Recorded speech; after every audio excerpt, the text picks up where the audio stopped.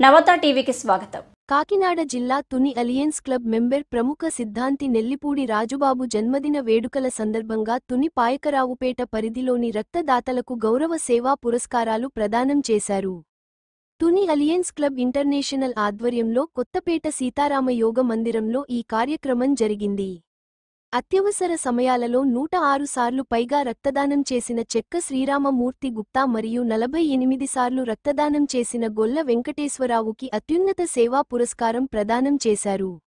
అలాగే తుని, పాయకరావుపేట జంట నగరాలలో బ్లడ్ సర్వీస్ చేస్తున్న బ్లడ్ వాలంటీర్స్ కర్రి బాబురావు, గొనేలా వీరబాబు, సలీం ఆషీకి, అనుసూరి మణికుమార్, కొండా జానీ, వాసంశెట్టి ప్రసాద్ తదితరులకు గౌరవ సేవా పురస్కారం అందించారు.